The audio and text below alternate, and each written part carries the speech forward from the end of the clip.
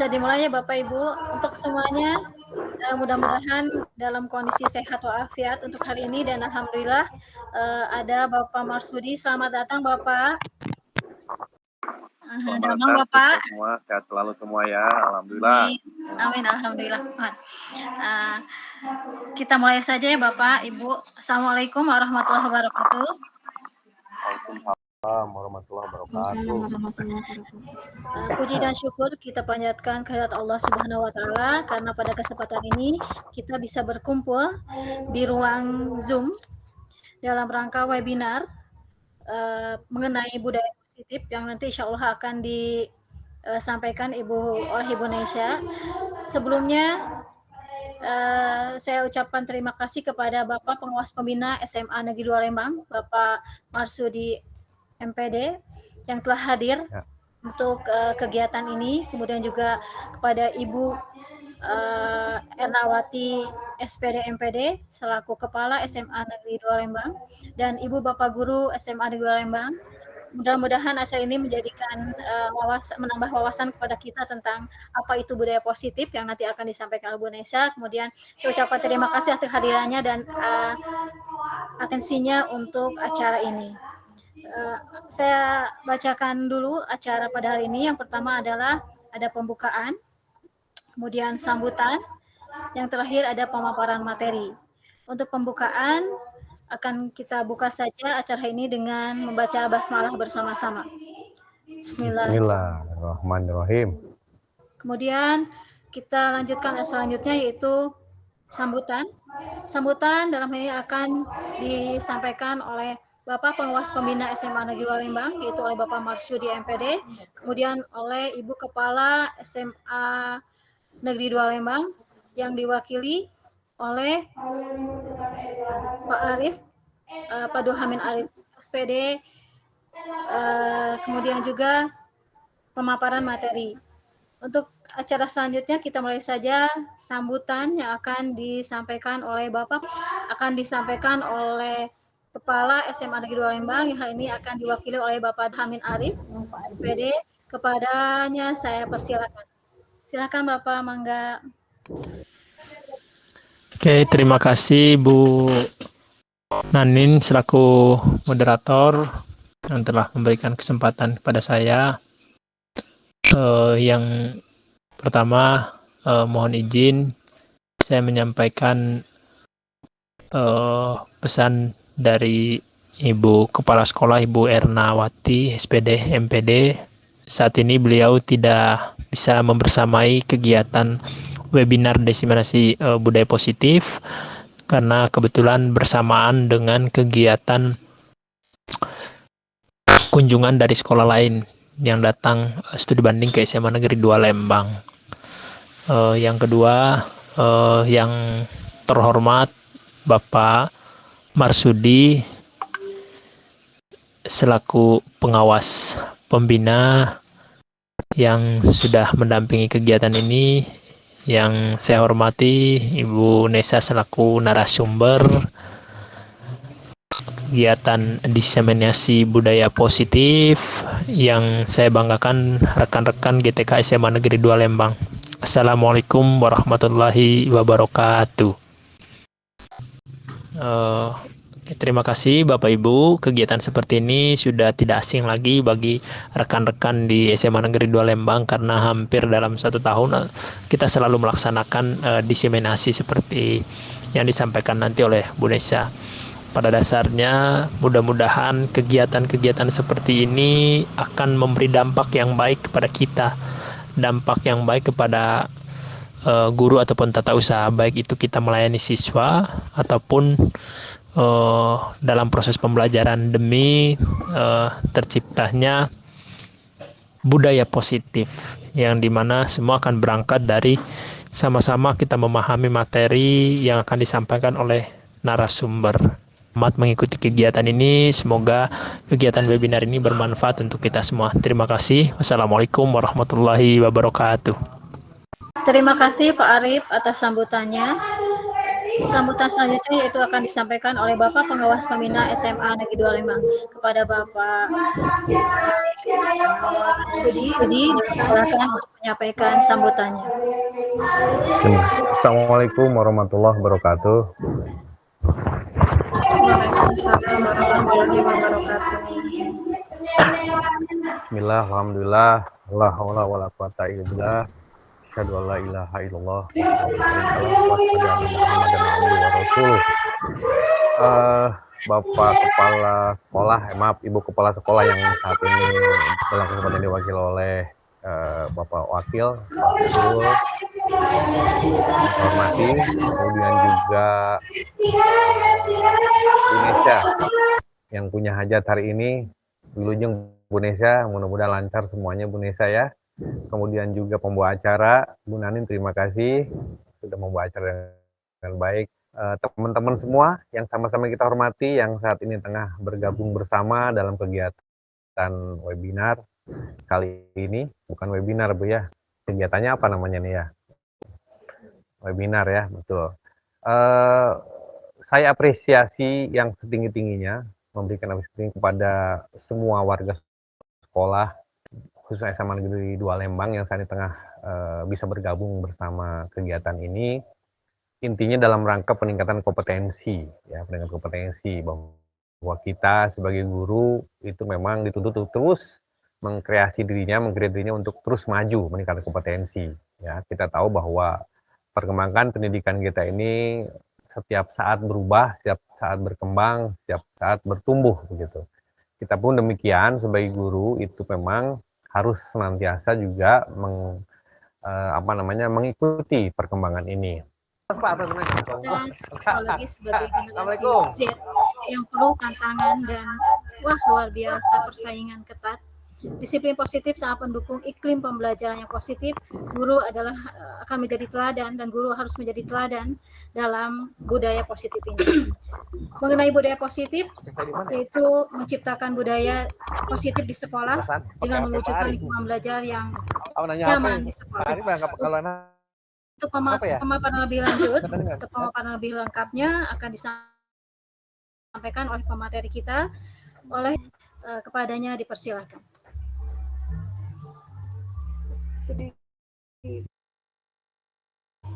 Ya, baik, terima kasih atas waktu yang diberikan ya, Bu Nanin. Sebelumnya, Assalamualaikum warahmatullahi wabarakatuh. Waalaikumsalam warahmatullahi wabarakatuh. Ya, baik Bapak Ibu guru hebat. Gimana kabarnya hari ini? Alhamdulillah, luar biasa.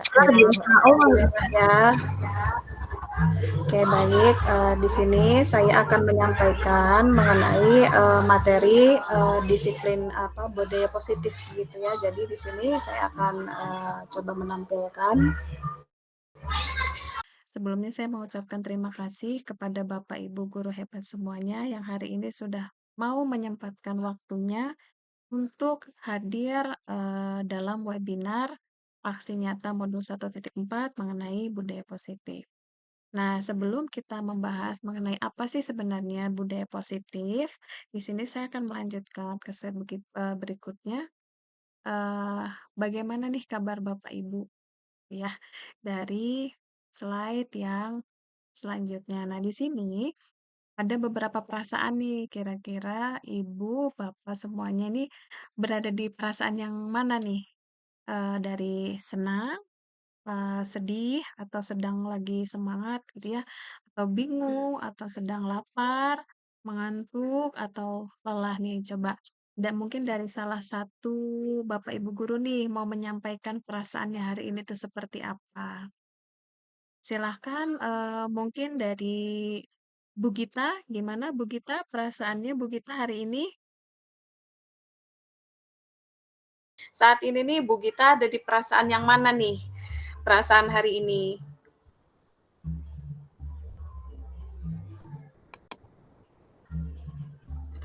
Enggak kedengeran. Punten Bu Nesya ya baru on. Di sini sudah perasaannya senang nomor 1. Belumnya, apakah suara saya jelas Bapak Ibu? Jelas Bu. Jelas. Jelas ya. Oke, Nah, untuk perasaannya di sini gimana nih Bapak Ibu dari beberapa pilihan hari ini nih? Pak Alhamdulillah Ari gimana semangat Pak Bu Ari? Nisya. Semangat. Oh, semangat Semangat. ya. Luar biasa sekali. Di sini ada senang ya, boleh di chat di kolom komentar perasaan Bapak Ibu hari ini gimana. Semoga Bapak Ibu hari ini selalu semangat gitu ya, senang gitu ya. Jadi supaya hari ini juga makin positif gitu vibe-nya. Oke. Nah, sebelum kita lanjut di sini saya akan membahas mengenai materi budaya positif. Untuk yang selanjutnya.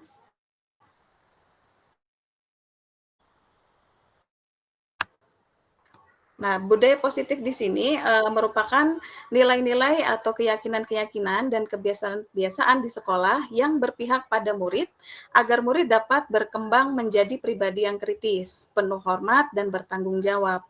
Nah, sedangkan Dill dan Peterson ini mendefinisikan bahwa budaya sekolah sebagai berbagai tradisi dan kebiasaan keseharian yang dibangun dalam jangka waktu yang lama oleh guru, murid, orang tua, dan staf administrasi yang bekerja sama dalam menghadapi berbagai krisis dan pencapaian. Nah, di sini untuk nilai-nilai kebajikan universal itu meliputi hal-hal seperti keadilan, kemudian tanggung jawab, kejujuran, bersyukur, lurus hati, gitu ya, dan masih banyak lagi. Nah, di sini adalah merupakan salah satu jika budaya positif itu terwujud begitu ya. Nah, di sini saya akan menampilkan video, nanti Bapak Ibu bisa menonton video cuplikannya, kemudian akan saya minta tanggapan dari Bapak Ibu setelah menonton video.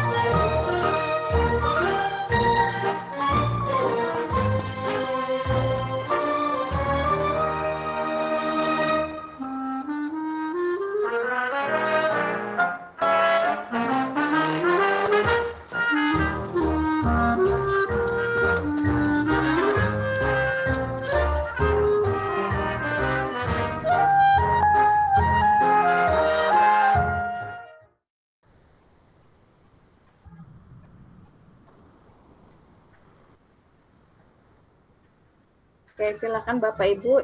Coba saya minta pendapatnya dari Pak Ari. Gimana Pak Ari? Tadi menonton videonya Pak Ari. Nonton Bu.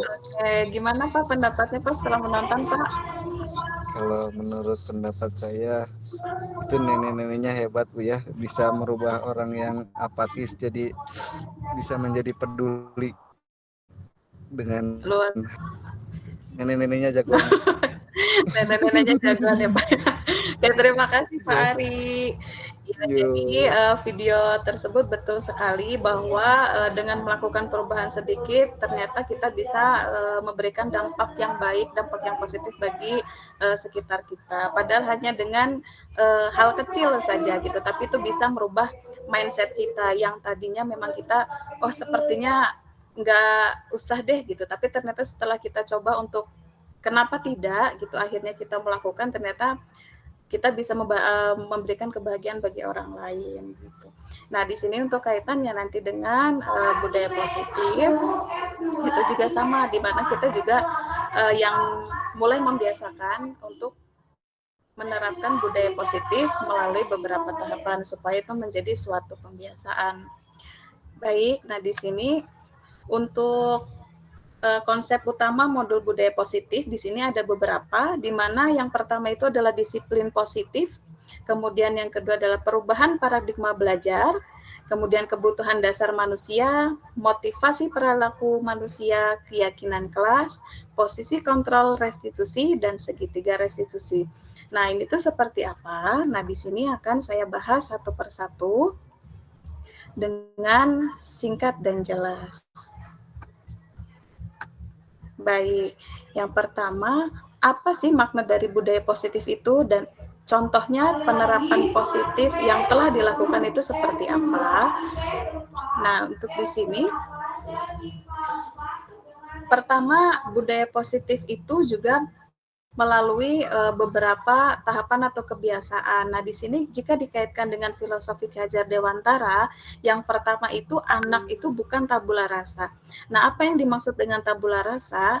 Jadi yang dimaksudkan tabula rasa ini anak seperti kertas kosong seperti itu ya, jadi tidak memiliki bakat apa-apa gitu. Nah, ini tidak seperti itu karena memang semua anak itu terlahir dengan bakatnya masing-masing.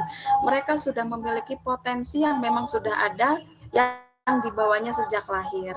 Kemudian untuk yang ketiganya budi pekerti, kemudian yang keempat itu sesuai dengan filosofi pendidikan Ki Hajar Dewantara bahwa tugas guru itu menuntun agar anak itu tumbuh selamat dan bahagia. Dan guru ibarat petani, sedangkan murid ibarat biji jagung ya. Jadi ini merupakan benih yang memang harus kita rawat supaya dia bisa tumbuh sesuai dengan kodratnya. Nah, di sini untuk yang keenam adalah kodrat alam dan zaman, dan yang ketujuh adalah berpihak pada anak, di mana kita akan mewujudkan pendidikan yang berpihak pada anak. Nah, ini merupakan awal dari suatu budaya positif dengan mengubah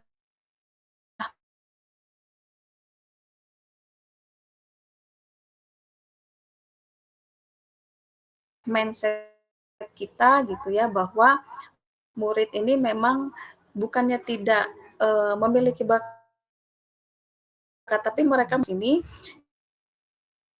kita akan ya. Nah, kemudian budaya positif, ini sekolah perlu menyediakan lingkungan yang positif juga. Selain itu juga aman dan nyaman agar murid-murid ini mampu berpikir, bertindak, menciptakan dengan merdeka serta bertanggung jawab. Nah, biasanya disiplin bahas itu tentang bagaimana kontrol guru dalam menghadapi murid. Jadi bukan kita mengontrol murid, tetapi bagaimana kita seorang guru itu bisa mengontrol diri agar bisa menghadapi murid itu dengan cara yang kontrol. Ini menurut paparan dari Dr. William Glasser dalam kontrol teori untuk melusi guru mengontrol murid. Jadi di sini miskonsepsinya seperti itu. Jadi guru yang mengontrol murid. Kemudian dia merasa bersalah, ini dapat menguatkan karakter. Nah, yang ketiga, ilusi bahwa semua penguatan positif itu efektif dan bermanfaat. Kemudian untuk yang selanjutnya adalah bahwa orang dewasa ini memiliki hak untuk memaksa. Nah, ini merupakan perubahan paradigma teori kontrol ya, yang nanti akan kita jelaskan lebih lanjut bahwa memang guru itu bukan mengontrol murid. Nah, seperti yang saya sampaikan sebelumnya bahwa ini itu merupakan bagian dari bagaimana guru mengontrol diri untuk menghadapi anak. Nah, di sini untuk perubahan paradigmanya, stimulus respon, dan teori kontrol. Bisakah kita mengontrol seseorang? Nah, di sini orang agar berpandangan sama dengan kita. Itu untuk stimulus responnya. Tapi menurut teori kontrol dunia, jadi berbeda dengan pandangan yang berbeda. Kemudian yang kedua, perilaku buruk dilihat sebagai suatu kesalahan. Nah, menurut teori kontrol, ini semua perilaku itu memiliki tujuan. Kemudian untuk yang selanjutnya, orang lain bisa mengontrol saya. Menurut teori kontrol, itu hanya Anda yang bisa mengontrol diri Anda sendiri. Nah, kemudian untuk yang selanjutnya, saya bisa mengontrol orang lain. Untuk menurut teori kontrolnya, itu Anda tidak bisa mengontrol orang lain.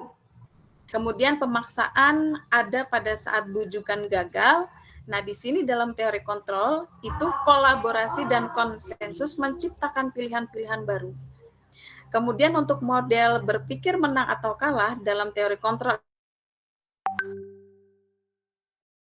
ini model berpikirnya menang dan merupakan perubahan paradigma. Jadi yang tadinya kita berpikir bahwa perilaku buruk itu dilihat sebagai suatu kesalahan saja. Namun di dalam teori kontrol itu paradigma perubahan paradigma ya berkaitan dengan stimulus respon dengan teori kontrol. Nah, kemudian untuk selanjutnya apa sih makna disiplin? Nah, disiplin mungkin Bapak Ibu guru juga sudah sering mendengar juga mengenai makna disiplin nih. Mungkin kira-kira ada dari Bapak Ibu yang mau memaparkan nih pendapatnya, apa sih itu makna disiplin? Ya, kira-kira siapa yang mau mencoba untuk menyampaikan pendapatnya? Intan, Bu Intan, halo selamat pagi Bu Intan.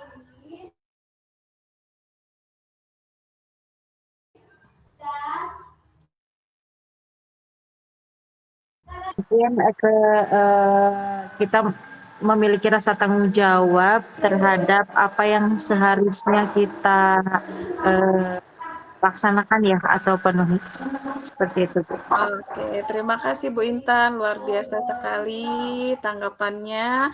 Jadi memang untuk disiplin itu mengenai tanggung jawab ya, gitu. Jadi di sini kita juga akan lanjutkan untuk penjelasan selanjutnya.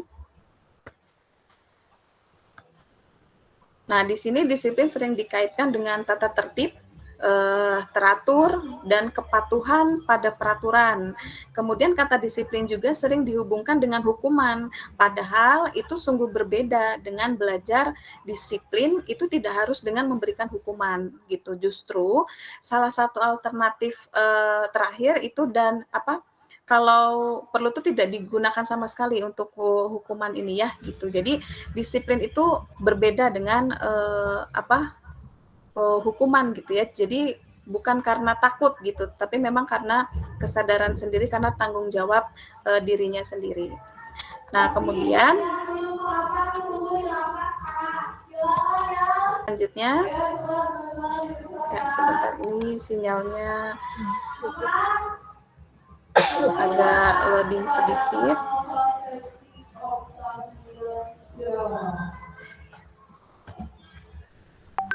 Nah, di sini Ki Hajar Dewantara ini menyatakan bahwa untuk mencapai kemerdekaan atau dalam konteks pendidikan kita saat ini itu untuk menciptakan murid yang merdeka, syarat utamanya adalah harus ada disiplin yang kuat. Jadi disiplin yang dimaksud adalah disiplin diri yang memiliki motivasi internal. Jadi jika kita tidak memiliki motivasi internal, maka kita memerlukan pihak lain untuk mendisiplinkan kita.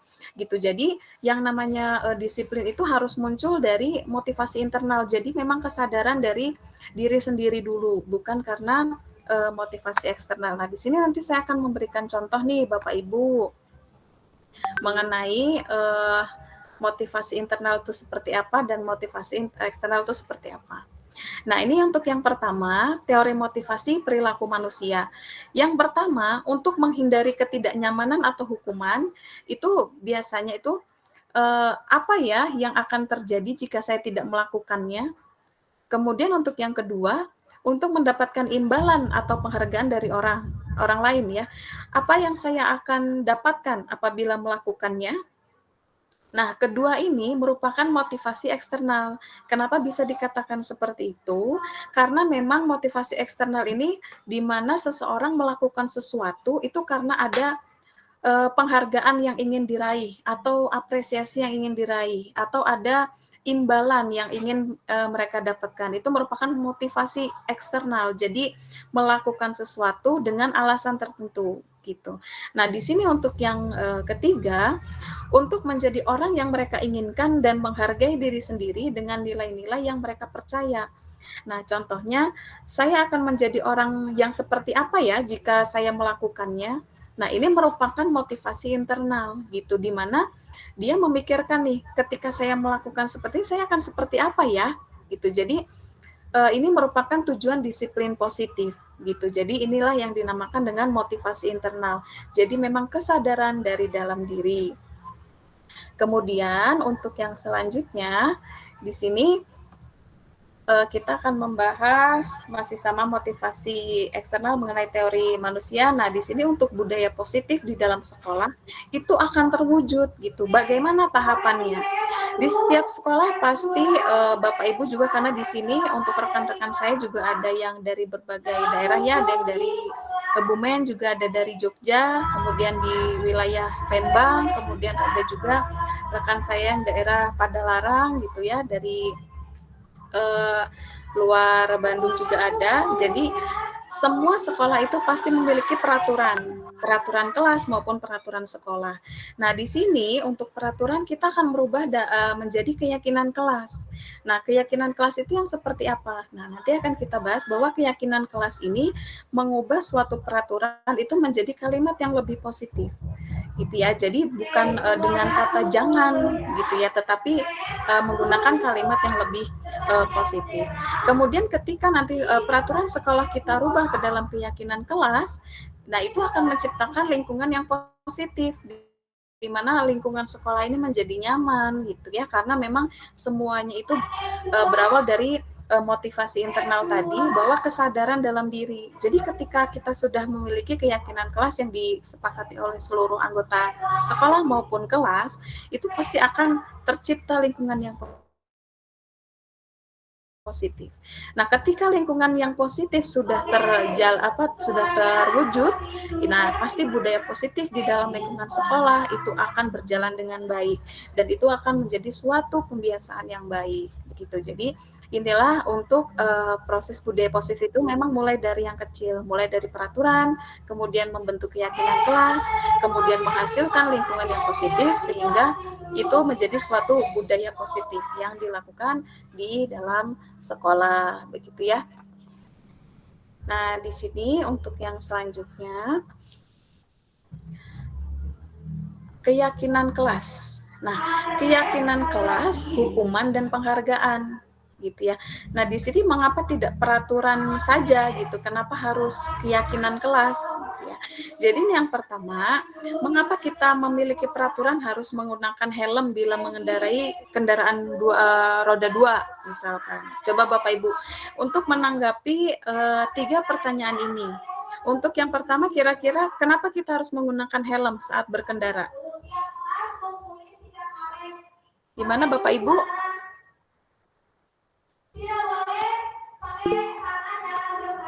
Gimana Bu Rendin? Silakan Bu Rendin. Untuk keselamatan ya. Jadi untuk keselamatan, betul. Bukan karena ada polisi gitu, tapi untuk keselamatan diri sendiri. Oh ya, baik.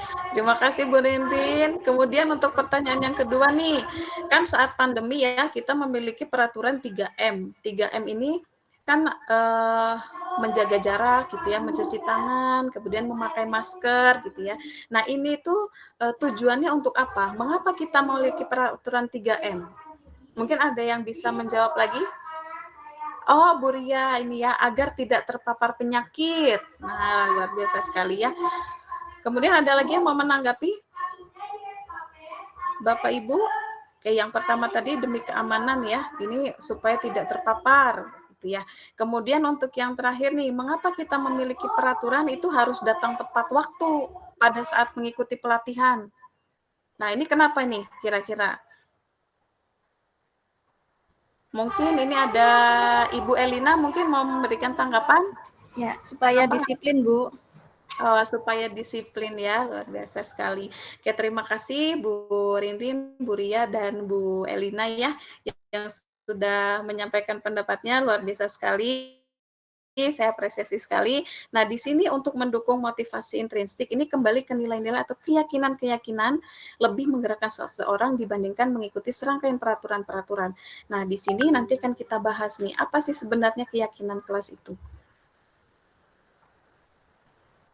Nah, di sini untuk keyakinan kelas, ini adalah nilai-nilai kebajikan atau prinsip-prinsip universal yang disepakati bersama secara universal, terlepas dari latar belakang suku, negara, bahasa, maupun agama ya. Jadi, memang kesepakatan seluruh anggota sekolah maupun seluruh anggota kelas. Nah, di sini untuk menurut dosen, suatu keyakinan itu akan lebih memotivasi seseorang dari dalam atau intrinsik, terus kemudian seseorang ini akan lebih bersemangat untuk menjalankan keyakinannya daripada hanya sekedar mengikuti serangkaian peraturan.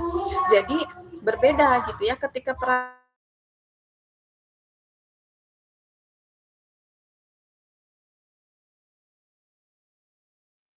kan kita menjalankan sadar, kita diri gitu ya. Jadi memang benar-benar kesadaran yang memang sudah disepakati secara bersama. Ini tanpa melihat dia asalnya dari mana, mau dari Jawa, mau dari NTT gitu ya. Jadi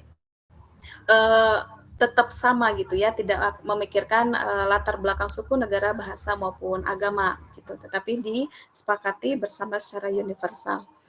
Nah, di sini untuk pembentukan keyakinan kelas, itu untuk tahapannya, di sini yang pertama itu keyakinan kelas ini bersifat abstrak daripada peraturan yang lebih rinci dan konkret. Nah, biasanya pada tahap ini, kita meminta anak ini untuk menyampaikan seluruh keluh kesah gitu. Misalkan, lambat masuk kelas, gitu. Misalkan, kemudian misalkan lagi mengumpulkan terlambat terus mengerjakan tugasnya, misalkan seperti itu ya. Jangan terlambat mengumpulkan tugas gitu. Nah, bisa disampaikan seperti itu oleh peserta didik biasanya. Jadi kita memberikan kesempatan untuk memberikan kebebasan bagi anak untuk menyampaikan segala luapan atau aspirasinya. Kemudian untuk yang kedua nih, keyakinan kelas ini berupa pernyataan-pernyataan yang universal. Jadi luas sekali. Nah, dari pernyataan keyakinan kelas, kemudian kita buat ke dalam bentuk yang lebih positif gitu ya. Jadi yang bilangnya jangan terlambat berarti datang lebih awal gitu. Kemudian jangan telat mengumpulkan tugas, berarti mengumpulkan tugas lebih tepat waktu gitu. Jadi dirubah ke dalam bentuk kalimat yang positif. Kemudian untuk tahapan yang selanjutnya, keyakinan kelas ini hendaknya tidak terlalu banyak sehingga mudah diingat dan dipahami. Nah, ini yang sangat penting ya, karena kalau misalkan kalimat terlalu banyak biasanya itu kan susah diingatnya ya gitu. Tapi kalau misalkan kalimatnya tidak terlalu banyak atau keyakinannya itu tidak terlalu, selanjutnya semua warga kelas atau sekolah itu sebaiknya ikut berkontribusi dalam membuat kegiatan kelas lewat curah pendapat gitu. Kemudian bersedia meninjau kembali keyakinan kelas dari waktu ke waktu. Jadi keyakinan kelas ini apakah bisa dirubah? Tentu saja bisa. Jadi bisa dilakukan misalkan mau 3 bulan sekali atau mau setiap bulan kita melakukan evaluasi, mungkin ada yang mau ditambahkan gitu ya, itu boleh dilakukan. Nah, ini untuk pembentukan dari keyakinan kelas. Nah, di sini saya akan memberikan contoh mengenai peraturan kemudian yang dirubah ke dalam keyakinan kelas. Nah, untuk yang pertama di sini selalu kembalikan buku ke tempatnya. Nah, ini masuknya kemana gitu. Nah, ini masukannya untuk keyakinan kelas itu berarti tanggung jawab gitu. Gimana anak ini setelah mengambil buku di perpustakaan misalkan ya, di rak perpustakaan, kemudian setelah membaca ya harus mengembalikan ke tempatnya. Nah, ini merupakan tanggung jawab. Jadi ini yang dinamakan suatu peraturan ya, peraturan kemudian dirubah ke dalam keyakinan kelas. Jadi menggunakan kalimat yang sederhana tetapi bisa dipahami kemudian dan mudah diingat. Kemudian yang kedua, dilarang mengganggu orang lain. Nah, di sini untuk keyakinan kelasnya ini menghormati orang lain atau saling menghormati, itu juga bisa. Kemudian hadir di sekolah 15 menit sebelum pembelajaran dimulai. Nah, ini juga bagian dari menghormati orang lain. Menghormati siapa? Menghormati guru kalau itu dilakukan oleh murid. Kemudian komitmen, di mana komitmen untuk tidak terlambat, gitu ya. Kemudian untuk yang keempat, dilarang melakukan kekerasan. Nah, ini yang sering terjadi di kalangan siswa, gitu ya. Nah, ini bisa dirubah keyakinan kelasnya ini tentang keselamatan, kemudian menghormati orang lain. Karena kan kekerasan itu pasti orangnya tidak selamat, gitu ya. Jadi, nah ini diubah ke dalam bentuk keyakinan kelas ini demi keselamatan. Jadi tidak melakukan kekerasan. Kemudian menghormati orang lain. Jadi tidak akan, jika kita saling menghormati, pasti tidak akan ada kekerasan, gitu ya. Karena saling menghormati antara satu sama lain, gitu. Kemudian dilarang menggunakan narkoba. Nah, ini untuk apa? Untuk kesehatan, karena memang ini tuh sangat merusak sekali ya. Untuk narkoba ini tuh harus sangat-sangat dihindari, gitu ya, karena memang tidak baik untuk kesehatan.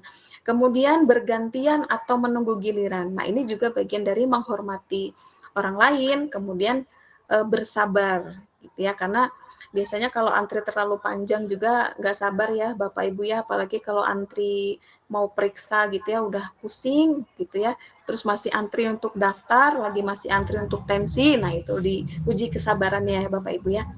Jadi untuk yang selanjutnya, gunakan masker. Nah, menggunakan masker ini untuk apa? Untuk kesehatan iya, kemudian keselamatan juga, karena ketika kita sakit, merasa kita sakit, berarti kita berupaya untuk tidak menularkan penyakit kita ke orang lain. Nah, itu merupakan bagian dari keselamatan juga dan kesehatan untuk kita sendiri dan untuk orang lain. Kemudian untuk yang terakhir, di sini jangan berlari di kelas. Nah, ini demi apa? Untuk keselamatan dan keamanan anak-anak juga gitu. Jadi ini untuk kurang lebih gambarannya untuk pembentukan keyakinan kelas. Jadi merubah suatu peraturan itu ke dalam kalimat yang lebih positif gitu ya. Oke, Bapak Ibu gimana, masih semangat mengikuti materi hari ini? Semangat. Gimana Bapak Ibu? Semangat? Semangat ya, tetap semangat. Nah, coba saya pengen nih, Semangat. Ibu supaya semangat, kita mau masuk game dulu nih. Nah, game yang seperti apa sih? Kalau misalkan di webinar, nah saya minta coba Bapak Ibu yang mungkin tidak sibuk, boleh bisa on cam dulu. Yuk kita on cam dulu. Kemudian kita akan bermain game sedikit ya, sedikit. Nah, jadi ketentuannya gini, kalau misalkan benar, gelengkan kepala ke kanan. Oke ya, ke kanan. Coba ke kanan, mana Bapak Ibu, kanan, kanan. Oke. Kemudian kalau ke kiri, coba ke kiri. Ke kiri, oke. Soalnya di saya ini cermin ya, jadi kalau saya ke kanan, Bapak mulai dari pertanyaan yang sederhana.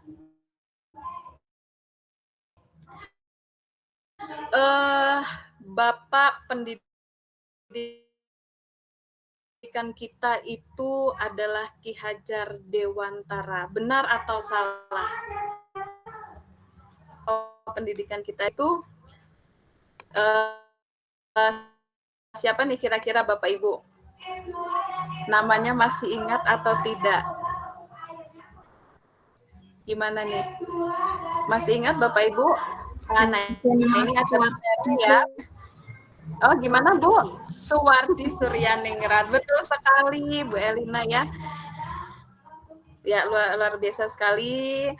Jadi Bapak pendidikan kita itu adalah Bapak Suwardi Suryaningrat gitu ya. Nah, kemudian ada pertanyaan lagi nih. Kalau tomat itu adalah sayur, benar atau salah? Jadinya gimana Bapak Ibu? Buah tomat ini sayur atau buah nih? Sayur ya? Sayur. Gimana Bu Ririn? Bu Ririn, tomat ini sayur atau buah Bu Ririn? Coba di-unmute dulu Bu Ririn.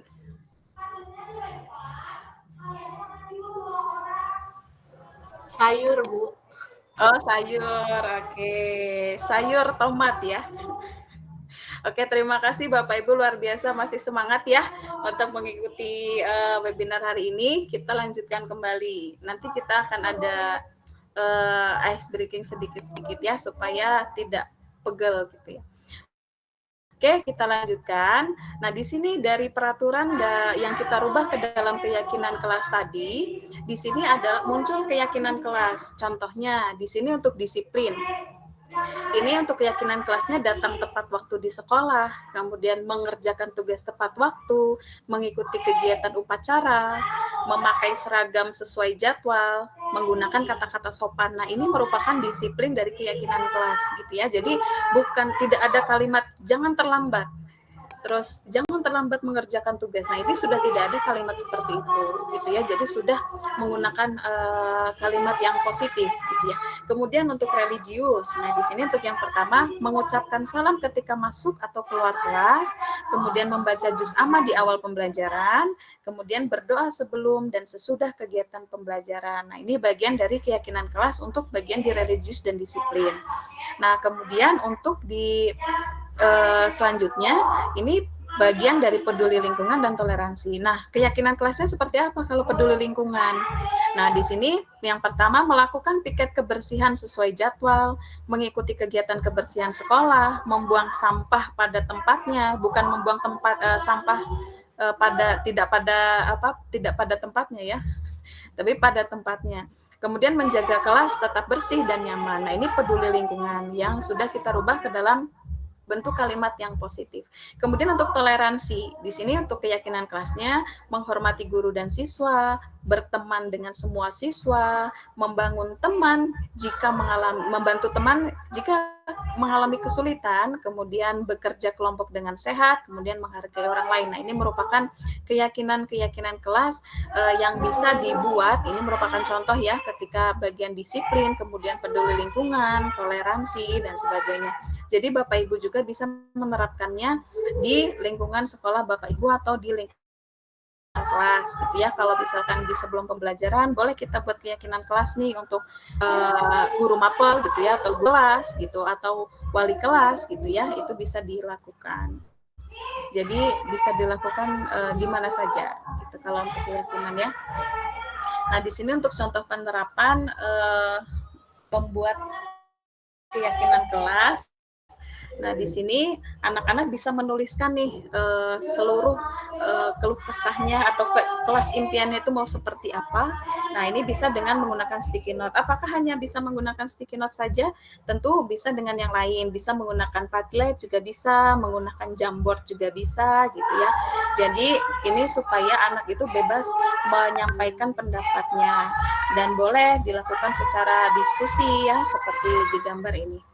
Oke, kita lanjut ke selanjutnya. Nah, di sini dihukum oleh penghargaan. Nah, tadi kita sudah membahas mengenai bagaimana disiplin itu, kemudian hukuman ya, dan ini penghargaan.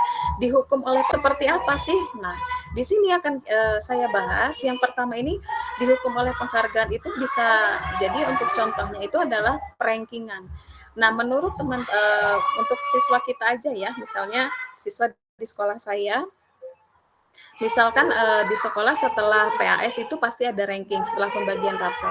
Namun ranking ini bisa mengucilkan atau mengecilkan hati teman yang lain yang tidak berada di peringkat paling atas. Nah, ini yang dinamakan dengan dihukum oleh penghargaan. Jadi, pengaruhnya jangka pendek dan jangka panjang. Anak bisa menjadi lebih minder. Kenapa saya tidak seperti dia? Gitu. Jadi, akan muncul hal-hal seperti itu.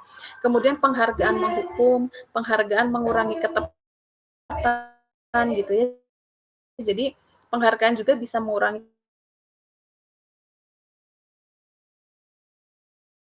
ketepatan, jadi adanya rasa oleh penghargaan. Nah, makanya kita hindari untuk hal-hal seperti ini menjadi lebih baik. Nah, di sini ada beberapa nih Bapak Ibu ya, tindakan guru seperti ini termasuk masuk ke dalam hukuman atau konsekuensi. Nah, di sini saya meminta Bapak Ibu untuk bisa turut aktif menyampaikan pendapatnya mengenai pernyataan yang sudah ada di PowerPoint ini. Oke, yang pertama, mencatat 100 kali di dalam buku kalimat "saya tidak akan terlambat lagi" karena terlambat ke sekolah. Nah, ini kira-kira merupakan hukuman atau konsekuensi nih Bapak Ibu? Hukuman. Ya, betul. Bu Rindin dan Pak Arief ya, teman-teman yang ada Bu Ria juga, luar biasa. Jadi ini merupakan hukuman. Oke, kita keep ya, hukuman. Kita ingat untuk poin 1 hukuman. Kemudian yang kedua, lari mengelilingi lapangan basket 2 kali karena terlambat hadir di sekolah. Ini merupakan konsekuensi atau hukuman nih? Hukuman. Oke, hukuman. Kemudian yang ketiga, murid diminta untuk push up 15 kali karena tidak menggunakan masker di sekolah. Ini merupakan hukuman atau konsekuensi? Hukuman. Oke, terima kasih Bu Ria. Kemudian yang selanjutnya, menggantikan kertas tugas teman yang telah dicoret-coret. Ini merupakan hukuman atau konsekuensi? Konsekuensi, betul sekali. Nanti kita akan cek ya. Kemudian yang selanjutnya, membersihkan tumpahan air di meja tulis karena tersenggol pada saat belajar. Konsekuensi. Oke. Kemudian selanjutnya, meminta murid tidak mengenakan sepatu seharian di sekolah karena tidak mengenakan sepatu hitam. Ini konsekuensi atau hukuman? Hukuman. Oke, Bu Ria, terima kasih. Kemudian lari mengelilingi lapangan basket 2 kali karena terlambat 10 menit untuk pelajaran PJOK. Ini termasuk konsekuensi atau hukuman?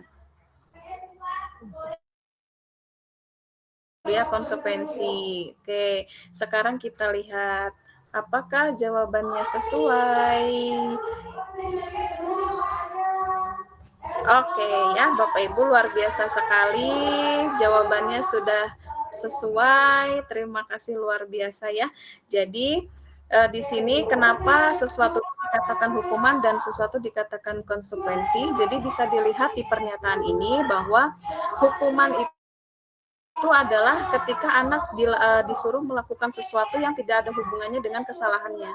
Gitu ya. Jadi contohnya ini disuruh menulis 100 kali kalimat "saya tidak akan terlambat", padahal dia terlambat, jadi kaitannya itu tidak ada sinkronnya.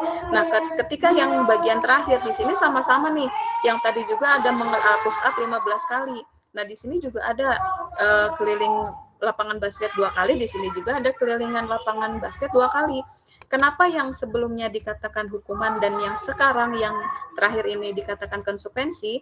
Karena yang di bagian pertama ini tidak ada hubungannya dengan kesalahan anak. Ketika anak terlambat disuruh lari, ya hubungannya apa? Tidak ada gitu ya. Tetapi ketika yang terakhir, lari mengelilingi lapangan basket 2 kali karena terlambat 10 menit untuk pelajaran PJOK. Karena ini masih berkaitan antara lari itu dengan olahraga gitu ya. Jadi ini bagian dari konsekuensi seperti itu. Ya, luar biasa Bapak Ibu guru hebat semuanya. Jawabannya mantul semuanya ya. Oke, sekarang kita lanjutkan lagi untuk selanjutnya. Nah, di sini untuk perbedaan hukuman dan konsekuensi. Di sini untuk hukuman itu sesuatu yang menyakitkan harus terjadi. Ya, itu adalah hukuman. Namun konsekuensi itu sesuatu itu harus terjadi. Gitu ya. Jadi beda, sesuatu yang menyakitkan harus terjadi dan sesuatu harus terjadi, itu adalah konsekuensi. Namanya konsekuensi ya, pasti harus terjadi. Nah, kemudian untuk yang hukuman, membuat anak sakit atau fisik maupun hati, ya, ini baik fisik maupun hatinya ya, untuk jangka waktu yang lama. Nah, di sini konsekuensinya, membuat anak merasa tidak nyaman dalam jangka waktu pendek. Kemudian selanjutnya, anak membenci kedisiplinan. Nah, di sini untuk di konsekuensi ini anak menghargai disiplin. Kemudian paksaan di sini menjadi stimulus dan tanggapan. Kemudian mendorong anak menyakiti diri sendiri, di sini mendorong anak agar mudah menyesuaikan diri. Kemudian yang selanjutnya konsep diri yang buruk, Nah, di sini konsep diri yang baik untuk konsekuensinya. Kemudian hukuman itu anak belajar untuk menyembunyikan kesalahan. Nah, di sini anak belajar untuk mematuhi peraturan yang ada, itu melalui keyakinan kelas tadi. Kemudian untuk hukuman marah, rasa bersalah, dipermalukan, merasa tidak dihargai. Nah, ini di konsekuensi ini kehilangan hak, dibuat tidak nyaman, diasingkan untuk sementara atau time out. Nah, ini adalah perbedaan antara hukuman dan konsekuensi. Kemudian untuk yang selanjutnya, nah, di sini untuk kebutuhan dasar manusia. Nah, ini biasanya kita temui di kelas ya, Bapak Ibu, di mana untuk yang pertama ini penguasaan, ada kasih sayang dan rasa diterima, bertahan hidup, kesenangan, dan kebebasan. Nah, kira-kira nih Bapak Ibu, kalau misalkan di tanggal tua tuh kira-kira kita di bagian kebutuhan dasar manusia yang mana nih? Kalau tanggal tua nih. Kalau tanggal tua, kira-kira yang mana Bapak Ibu? Kebutuhan dasar manusia yang mana nih? Biasanya? Gimana Bu Nanin? Coba Bu Nanin.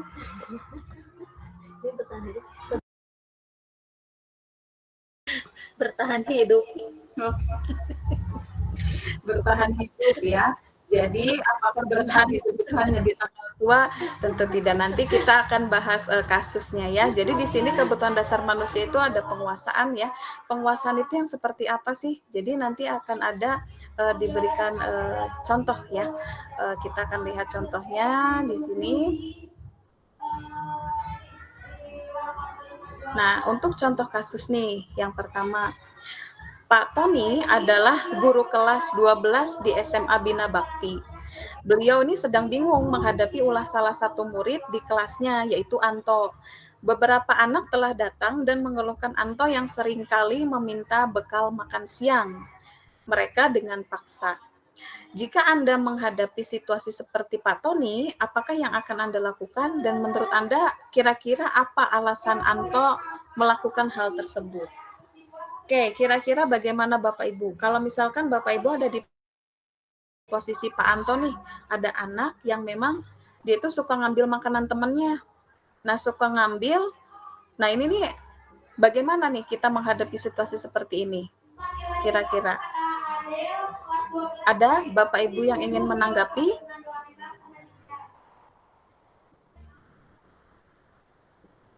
Cuman kemudian mungkin nanti setelah Tony-nya mengakui setelah murid tersebut mengakui alasannya, kemudian kita tahu oh berarti anak ini apa kekurangannya, supaya dia bisa, kan kadang-kala anak itu kadang tidak mau berubah karena gengsi ya Bu, bahwa Tony itu begitu karena begini. Nah, tapi setelah nanti dia berubah, kita nggak boleh jadi jauhin dia, tapi justru kita harus rangkul dia supaya dia memang menyadari ini salah, aku harus kembali ke jalan yang benar, dan itu tuh bukan hal yang hina gitu. Dan teman-temanku jauh lebih support aku ketika aku berubah ke jalan yang seharusnya. Mungkin gitu ya Mbak. Oke, luar biasa Bu Ani. Terima kasih. Sama-sama Mbak. Oke, jadi sangat luar biasa sekali ya pendapat dari Bu Ani dan Pak Arif ini gitu ya. Memang sudah berpengalaman sepertinya ya untuk menangani siswa-siswa seperti ini. Gitu, luar biasa. Jadi betul sekali bahwa memang harusnya Pak Tony ini menanyakan dulu alasannya seperti apa gitu ya. Jadi memang alasan dari Tony kan bisa bermacam-macam gitu ya. Misalnya dia karena lapar, berarti dia berusaha untuk memenuhi kebutuhan dasar manusia yang bertahan hidup gitu ya, karena mungkin tidak dikasih bekal oleh orang tua begitu ya. Kemudian untuk yang misalkan hanya untuk senang saja, ya itu bisa bentuk dari kesenangan dia gitu ya, karena suka ngeledekin teman-temannya gitu. Jadi banyak sekali faktor. Nah, di sini sudah saya rangkum nih dengan berbagai jawaban tadi. Jadi apabila Anto juga merasa bosan gitu ya, jadinya dia mencari perhatian dengan cara seperti itu supaya diperhatikan oleh teman-temannya gitu ya. Bisa saja melakukan itu tuh karena supaya teman-teman pada takut nih sama Anto, supaya nanti ketika Anto minta apa-apa tuh semuanya menuruti kemauannya. Nah, itu adalah hal-hal seperti ini sering kita temui di kelas gitu ya, baik dari guru kelas maupun guru mata pelajaran. Pasti ada saja anak yang memang sedang berusaha memenuhi kebutuhan dasar manusia gitu ya, entah itu ingin diperhatikan atau ingin dicintai gitu ya, atau ingin kebutuhan untuk diterima gitu ya. Jadi itu berbagai aspek gitu ya, karena pandangan setiap orang pasti berbeda-beda, karena kan di sini jika ya jawaban dari Anto itu seperti apa. Jadi luar biasa sekali Bapak Ibu, saya sangat apresiasi setinggi-tingginya untuk Bapak Ibu yang menghadiri webinar hari ini, sangat luar biasa sekali. Oke, kita lanjutkan di sini untuk selanjutnya, bahwa di sini mengenai posisi kontrol. Nah, berkaitan dengan menanyakan tadi Pak Tony ini menanyakan ke Anto, ini merupakan bagian juga dari posisi kontrol nih. Posisi kontrol yang seperti apa gitu ya. Jadi dalam posisi kontrol restitusi di sini ada 5 gitu ya. Untuk yang pertama ini sebagai identitas gagal itu pelaku kontrol negatif ya. Jadi sebagai penghukum dan pembuat rasa bersalah.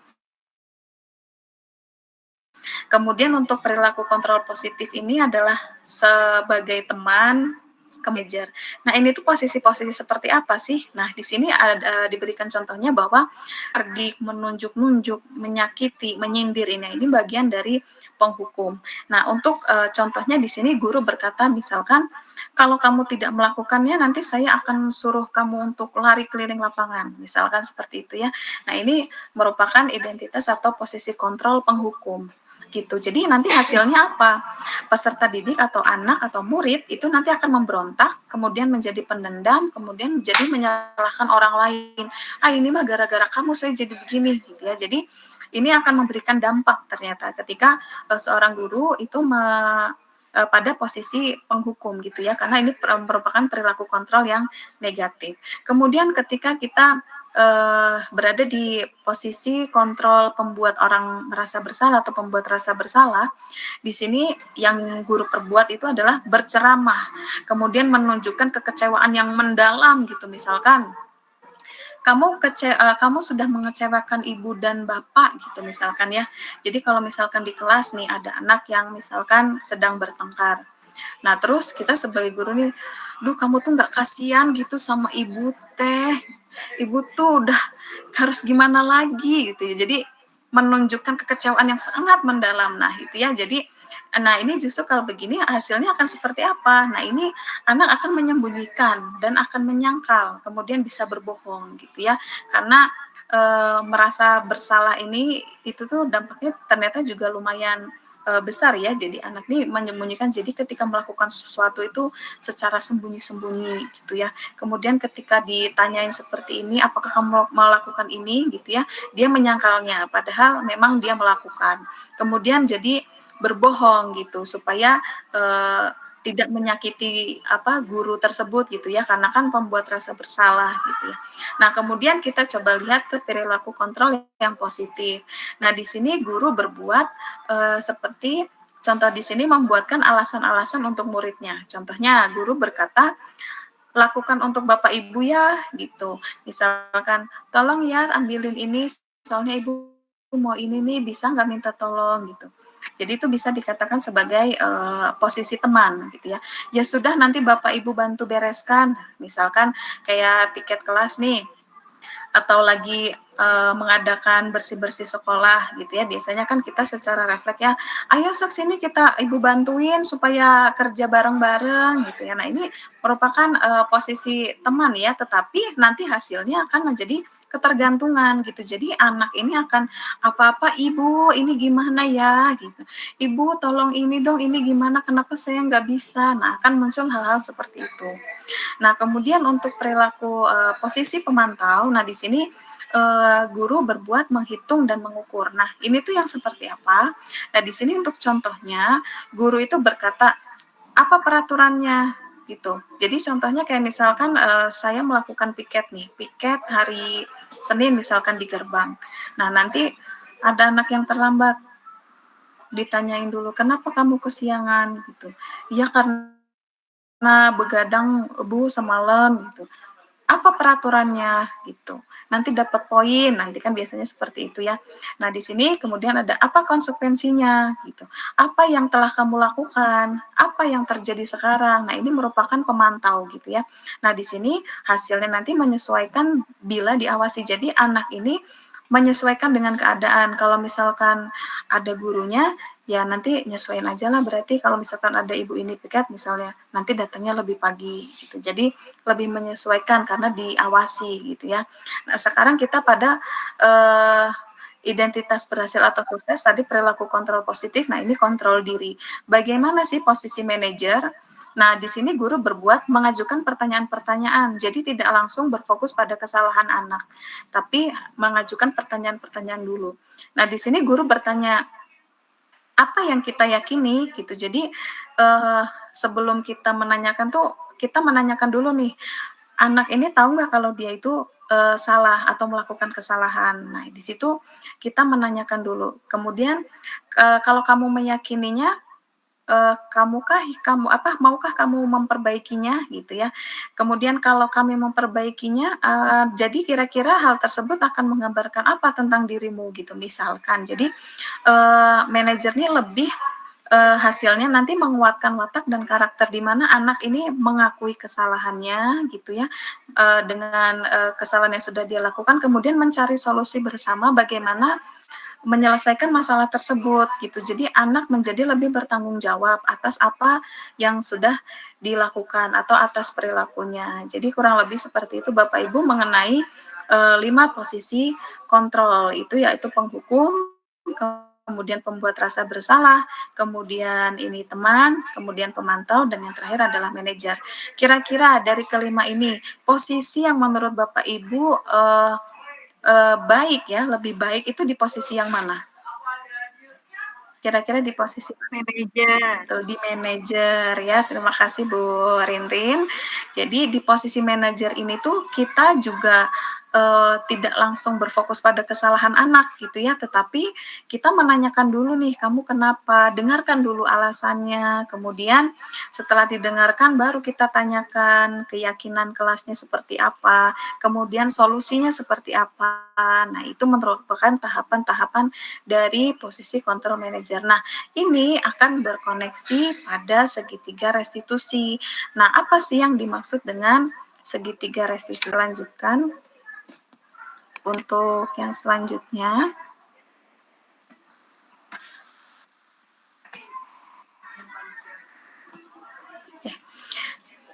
Nah, restitusi ini adalah proses menciptakan kondisi bagi murid untuk memperbaiki kesalahan mereka, sehingga mereka bisa kembali pada kelompok mereka dengan karakter yang lebih kuat. Nah, ini menurut Gosen ya. Jadi restitusi itu kita tuh merupakan suatu proses gitu ya, supaya anak ini lebih bertanggung jawab, kemudian bagaimana caranya untuk memperbaiki kesalahan yang telah mereka lakukan gitu. Nah, ini merupakan suatu restitusi. Nah, yang dikatakan segitiga restitusi itu adalah prosesnya, di mana prosesnya di sini adalah menstabilkan identitas. Kita mulai dari bawah, kemudian validasi tindakan yang salah, dan kemudian yang terakhir adalah menanyakan keyakinan. Nah, dari segitiga restitusi ini, kalimat pertanyaan yang akan muncul adalah, yang pertama di sini, adakah yang lebih efektif untuk mendapatkan yang kamu butuhkan gitu. Jadi lebih menanyakan kepada anak gitu ya. Kemudian kamu tentunya punya alasan mengapa melakukan itu. Kemudian pertanyaannya, keyakinan kelas apa yang telah kita sepakati. Kemudian kamu ingin jadi orang yang seperti apa gitu. Nah, ini merupakan bagian dari segitiga restitusi, di mana ini merupakan posisi kontrol manajer. Jadi saat anak berbuat salah, kita tidak berfokus dulu pada kesalahannya, namun kita menstabilkan identitas dulu. Yang dikatakan menstabilkan identitas itu misalkan kita marah-marah, anak marah-marah, kemudian kita menstabilkannya itu dengan, ya wajar kamu marah gitu ya, karena semua orang pasti kalau diperlakukan seperti itu akan merasakan marah. Nah, itu dinamakan dengan menstabilkan identitas. Kemudian memvalidasi tindakan yang salah ini bisa dilakukan dengan apa sih yang kamu lakukan tadi? Apakah yang kamu lakukan itu sudah benar? Gitu. Apakah sudah sesuai dengan keyakinan kelas yang sudah kita sepakati? Nah, kemudian baru ditanyakan dengan solusi apa kira-kira yang akan kamu lakukan. Nah, ini merupakan penerapan dari segitiga restitusi. Begitu. Nah, di sini untuk tahap pertama yang tadi saya jelaskan tadi bahwa pada tahap 1 ini peserta didik atau murid diajak untuk tenang dan kembali ke suasana hati di mana proses belajar dan penyelesaian masalah itu bisa dilakukan.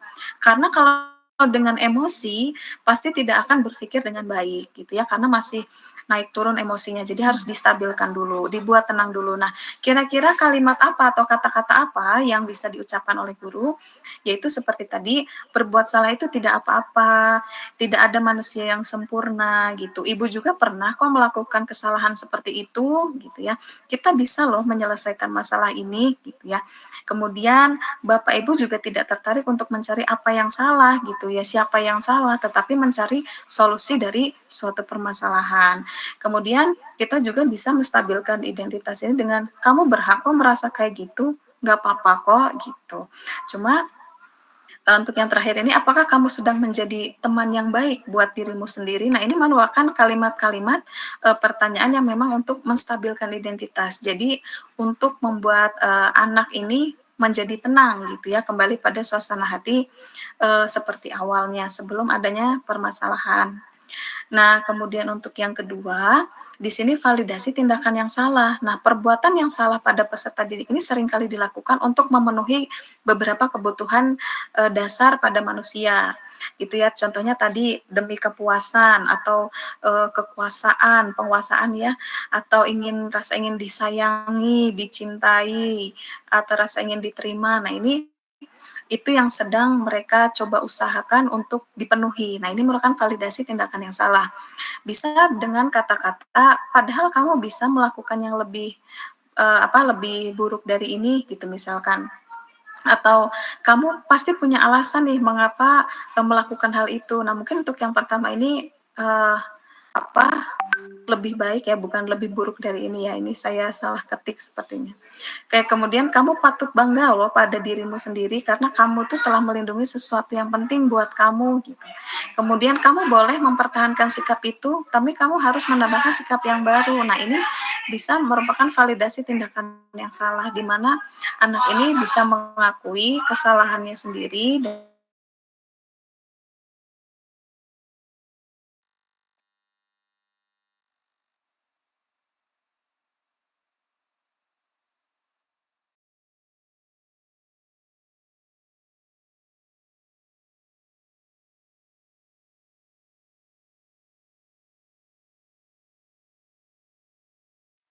tiba-tiba mati.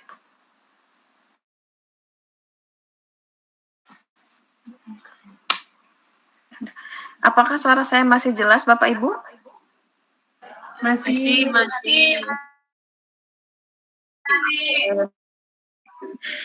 Soalnya ada kendala sedikit tadi ya. Oke, kita lanjutkan menanyakan keyakinan. Jadi keyakinan ini kita kembali setelah yang awal tadi kita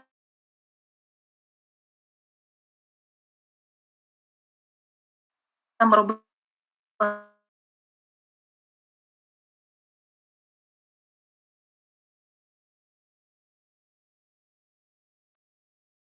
seperti itu. Jadi menanyakan keyakinan. Nah, ketika nanti seluruh rangkaian ini sudah dilakukan, pasti kita setelah itu mencari solusi secara bersama. Bagaimana anak ini diberikan kesempatan untuk mencari solusinya gitu. Jadi kita hanya menanyakan kira-kira solusi apa sih yang baik ketika kamu melakukan seperti ini. Nah, nanti anak ketika perasaannya sudah tenang, nanti anak akan berpikir bahwa oh iya Bu, saya harus minta maaf sama guru ini karena saya telah melakukan seperti ini gitu. Jadi akan muncul seperti itu. Nah, tujuan dari segitiga restitusi ini adalah supaya anak ini benar-benar bertanggung jawab atas apa yang telah dilakukan gitu atau atas perilaku yang sudah mereka perbuat gitu. Nah, itu merupakan rangkaian dari segitiga restitusi. Nah, penerapan segitiga restitusi ini dalam memecahkan masalah ini lebih ditekankan pada cara membangun komunikasi yang efektif antara guru dan peserta didik yang memiliki masalah. Nah, komunikasi ini dapat terbangun baik jika maksud komunikasi ini tersampaikan dengan baik gitu ya. Jadi di sini kalau saya menyampaikan untuk tantangan terbesarnya kan kalau misalkan ada siswa yang memang tunarungu, nah kita mungkin masih agak susah ya untuk cara komunikasi yang baik seperti apa gitu ya. Nah, nanti untuk prosesnya tetap sama sebenarnya untuk segitiga restitusi yang akan diterapkan kepada anak. Jadi bagaimana kita mengontrol diri kita dalam menghadapi anak-anak yang memiliki masalah gitu. Nah, ini merupakan solusi yang menurut saya sangat baik gitu ya untuk pada posisi kontrol manajer gitu. Nah, di sini untuk ciri-ciri restitusi, di sini untuk yang pertama ini bukan untuk menebus kesalahan ya, Bapak Ibu, tapi namun untuk belajar dari kesalahan. Nah, ini adalah ciri-ciri dari restitusi. Kemudian memperbaiki hubungan. Kemudian ini merupakan tawaran ya, bukan suatu paksaan, bukan yang kamu harus melakukan ini, bukan, tetapi lebih menawarkan, kamu bisa nggak melakukan ini gitu ya. Jadi merupakan tawaran. Kemudian yang keempat ini restitusi ini menuntun anak melihat lebih dalam ke dalam dirinya gitu ya. Kemudian untuk yang selanjutnya mencari kebutuhan dasar yang mendasari tindakan. Pasti suatu tindakan itu kan memiliki tujuan. Nah, tujuannya untuk memenuhi kebutuhan dasar manusia yang mana yang sedang mereka usahakan untuk dipenuhi. Kemudian untuk yang selanjutnya, restitusi diri adalah cara yang paling baik untuk memperbaiki diri. Kemudian restitusi fokus pada karakter, bukan pada tindakan anak atau kesalahan anak.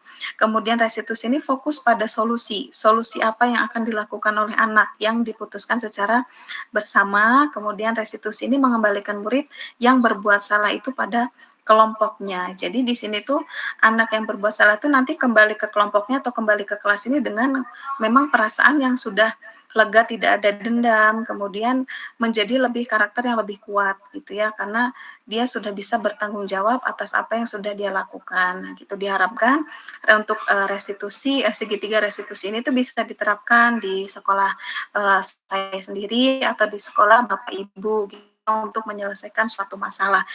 Nah, mungkin ini merupakan salah satu solusi ya untuk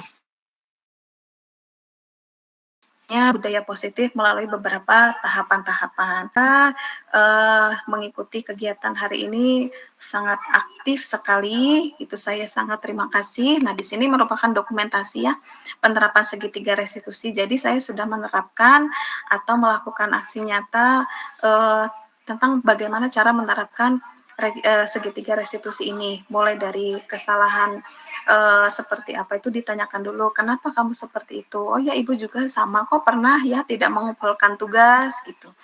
Nah, kemudian ditanyakan lagi, kenapa kamu tidak menyelesaikan tugasnya dengan baik gitu. Nah, itu akan ditanyakan satu persatu, mulai dari menstabilkan identitas tadi, baru nanti ke validasi kesalahan. Oh, anak tahu, iya Bu, saya tidak mengerjakan tugas karena ini gitu ya.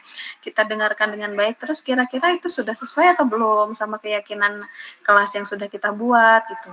Nanti anak akan secara mandiri itu akan berpikir gitu ya, bahwa oh ini tuh tidak sesuai loh dengan keyakinan kelas kita gitu. Nah, terus kira solusinya seperti apa? Oh, saya akan ngumpulin tugas Bu gitu.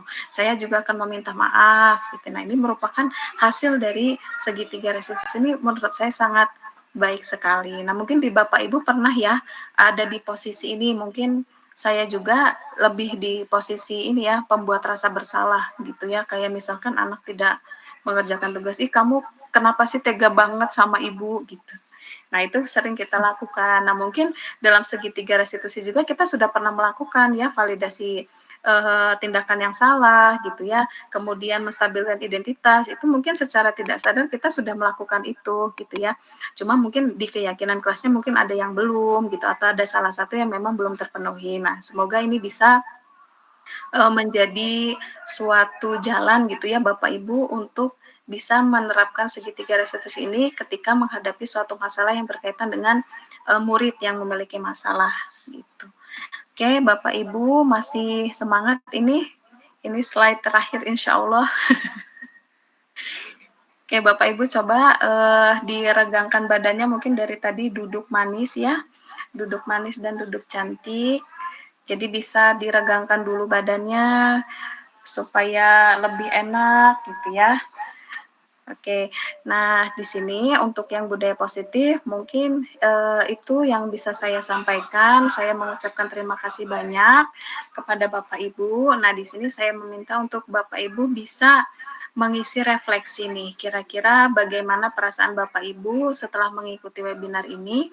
Kemudian bagaimana nih makna budaya positif menurut Bapak Ibu? Nah, di sini akan ada saya memberikan link Padlet, mungkin saya akan share di ini ya. Di kolom chat aja sepertinya.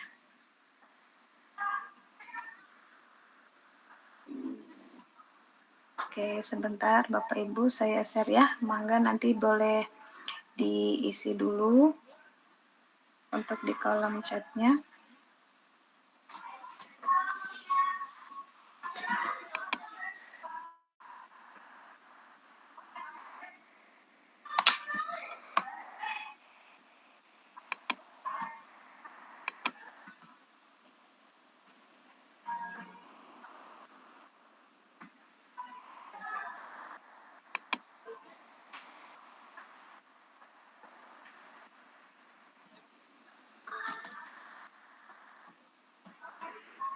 Oke, ini Bapak Ibu silakan untuk diisi untuk Padletnya. Saya sekali lagi mengucapkan terima kasih kepada Bapak Ibu yang hari ini sudah mengikuti acara dari awal sampai akhir, mau meluangkan waktunya. Maka kita sambil lihat bersama ya untuk Padletnya. Boleh nanti dikasih nama, kemudian nanti mengisi pertanyaannya di situ. Boleh menggunakan sticky note sesuai dengan warna favorit ya.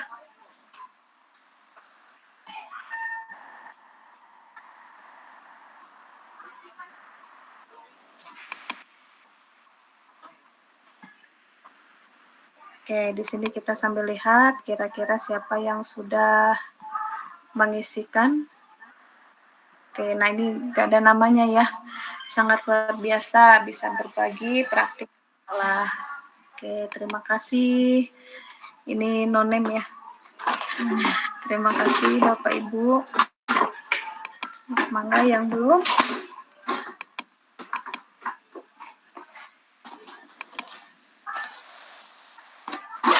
Oke, di sini sudah ada Ibu Elina ya.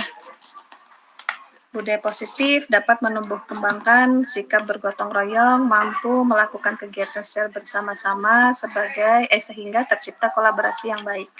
Luar biasa, terima kasih ya Bu Elina.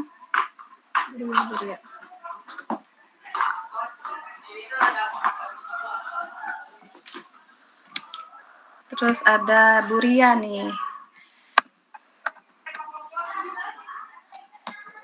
Bu Ria, budaya positif sangat perlu untuk diterapkan. Menurut saya membangun budaya positif ini yang mengarah pada siswa, terlebih dulu membangun budaya positif untuk diri sendiri. Mantap sekali, betul ya Bu ya, luar biasa sekali. Oke, jangan lupa Bapak Ibu untuk mengisi daftar hadir. Nanti insya Allah untuk sertifikatnya akan dikirimkan melalui WA, karena kan sudah ada ya nanti di kolom link pendaftaran ya, nomor WA-nya.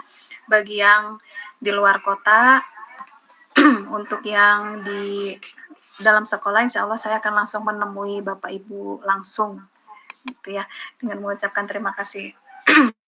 Oke, terima kasih Bapak Ibu. Sekali lagi saya ucapkan terima kasih yang sebesar-besarnya karena Bapak Ibu sudah mengikuti kegiatan webinar ini dengan aktif dan meluangkan waktunya. Wah, saya sangat terharu sekali atas dukungan Bapak Ibu. Kemudian tadi ada Pak Marsudi, terima kasih juga rekan-rekan guru dari SMA Negeri 2 Lembang. Kemudian Bu Ririn, ini rekan saya yang kemarin ketemu ya Bu ya. Kemudian ada teman-teman saya juga dari alumni Universitas Sarjana Wiyata ya, Taman Siswa Kampus Ki Hajar Dewantara. Terima kasih yang hari ini sudah hadir.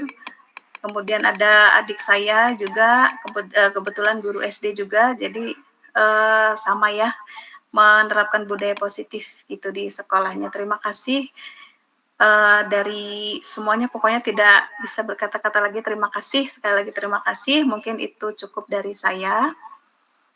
Wassalamualaikum warahmatullahi wabarakatuh. Saya kembalikan kepada Bu Mangga Bu Nanin, terima kasih. Oh ya, ya, alhamdulillah.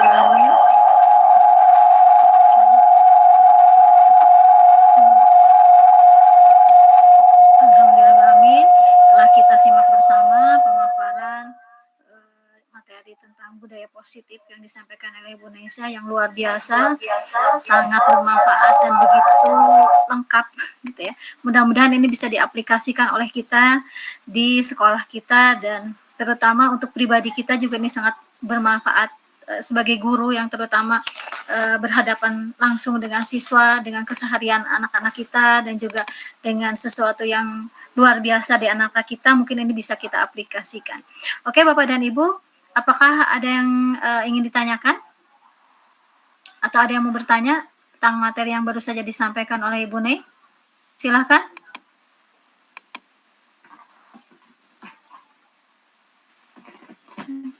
Silahkan raise hand.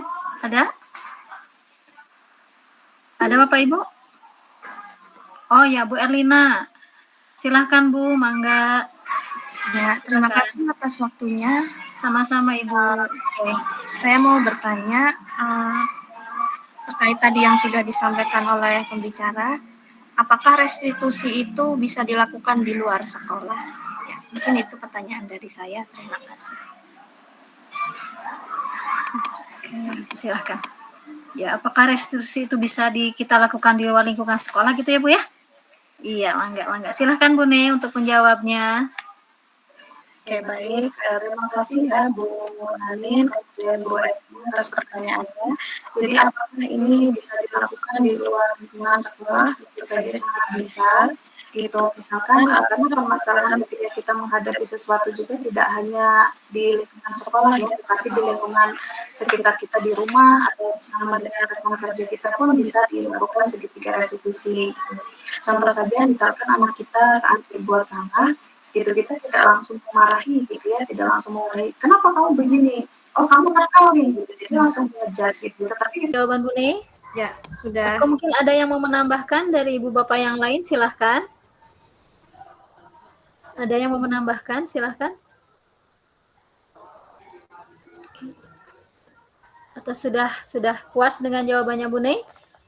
Oke, terima kasih untuk semuanya. Ada lagi Bapak Ibu, silahkan yang mau bertanya. Enggak? Oh iya, dari Pak Arif ya. Apakah teori posisi kontrol sebagai manajer itu ya? Silahkan. Pak Arif, terima kasih atas pertanyaannya Pak Arif. Nah, silahkan Bu Ne untuk menjawab pertanyaan dari Pak Arif. Oke, baik, terima kasih Pak Arif atas pertanyaannya. Di sini teori posisi kontrol sebagai manajer ini dapat mengalami kesulitan lebih khususnya pada peserta didik yang menganggap dirinya introvert. Oke, luar biasa sekali pertanyaannya ya. Jadi sebenarnya introvert ini tuh sebenarnya masih bingung ya antara dia memang introvert, memang tidak mau bergaul dengan yang lain, atau memang belum mencoba untuk bergaul dengan yang lain seperti itu. Tapi kalau misalkan ada anak yang seperti itu, kita melakukan pendekatan secara personal dulu gitu. Karena kan mungkin beberapa anak yang mengaku dirinya ini introvert itu tidak berani menyampaikan pendapatnya pasti karena sesuatu hal. Mungkin anak tersebut pernah mengalami kejadian yang memang membuat dia seperti itu. Misalnya ketika dia menyampaikan pendapatnya langsung mendapatkan judge, oh bukan seperti itu, pendapatnya belum tepat gitu. Jadi ada hal tertentu yang membuat anak seperti itu. Tetapi itu bisa dilakukan dengan cara pendekatan personal terlebih dulu gitu ya. Jadi untuk menanyakan bagaimana sebenarnya yang terjadi gitu. Insya Allah kalau dengan pendekatan personal ini bisa terlaksana dengan baik itu Pak Arif untuk komunikasinya gitu, karena untuk anak-anak yang seperti ini memang butuh pendekatan khusus gitu. Jadi bukan berarti ketika ada anak hal seperti ini kita membiarkan saja, karena anak ini kan biasanya lebih cenderung diam. Ketika dia mendapatkan masalah, diam. Ketika dia disakiti juga diam gitu. Nah, ini merupakan masalah yang memang sepertinya harus kita cari solusinya bersama, sepertinya gitu ya. Tapi insya Allah kalau pendekatan yang secara personal, insya Allah bisa dilaksanakan segitiga restitusi juga dengan baik. Begitu Pak Arief, bagaimana Pak Arief? Bagaimana Pak Arief?